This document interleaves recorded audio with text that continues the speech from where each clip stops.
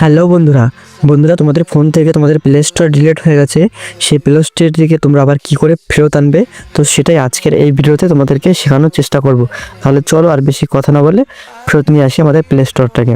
তো মাত্র 1 মিনিটের ভিডিওটি হতে চলেছে, প্রথম থেকে লাস্ট অবধি দেখবে, ঠিক আছে? তো সবার প্রথমে দেখতে পাচ্ছ আমাদের এখানে কোনো জায়গায় প্লে স্টোর দেখা যাচ্ছে না। তো সবার প্রথমে এখানে ব্যাকে যাবো এবং সেটিং অপশন আসবো। তোমরা তোমাদের ফোনের সেটিংয়ে যাবে, সেটিং আসার পরে অ্যাপে এসে অ্যাপ ম্যানেজারে যাবে, ঠিক আছে? তোমাদের ফোনের যে অ্যাপ ম্যানেজার আছে, অ্যাপ ম্যানেজারে এসে সে হলে ক্লিক করবে।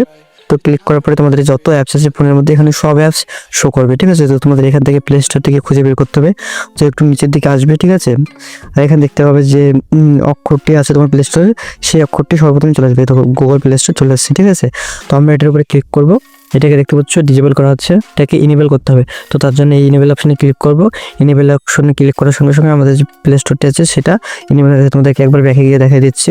তো দেখতে পাচ্ছ আমাদের যে প্লে স্টোরটি, সেই প্লে স্টোরটি এখানে চলে এসেছে। তারাও একটু খুঁজে বের করে দিচ্ছি।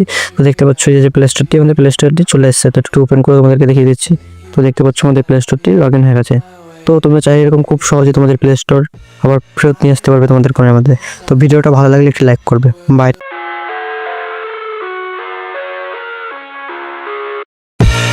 I live inside my own world of make